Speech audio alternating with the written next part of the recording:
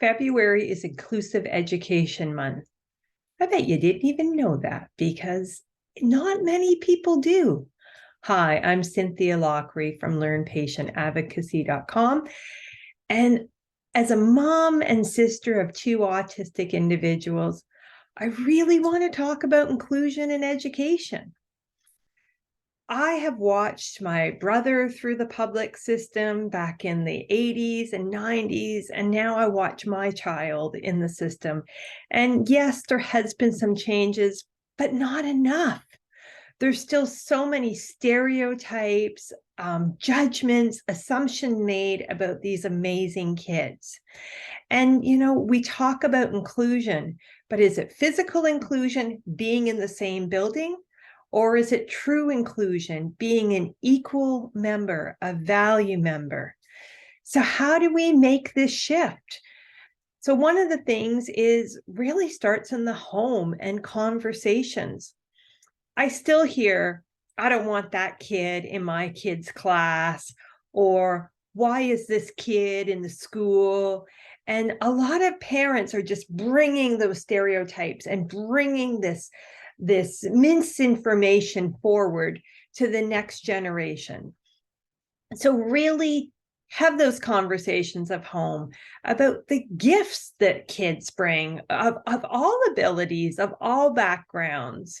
There's so many leaders, autistic individuals who are game changers and leaders, individuals with ADHD who use their creativity and it really have made a difference. So talk about that. And it starts with you doing your own personal research. For me, I go to YouTube. Shelley Moore from 5 More Minutes is one of my favorite channels. Another is How to ADHD. There's so many different ways that in 5 minutes you can educate yourself.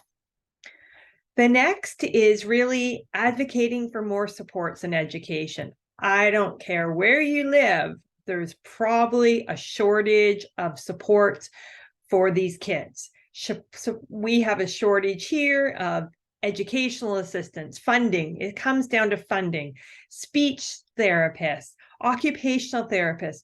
We just don't have the funding for these kids. And governments need to step up, because what we're seeing is the crisis that we're having today of underemployment, housing instability, mental health. A lot of that is from people that were not supported as kids, did not get the help they need and that stronger foundation.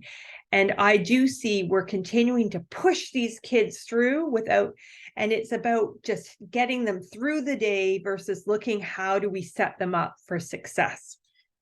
The school district that I'm in has a 53% graduation rate for kids with disabilities. 53%.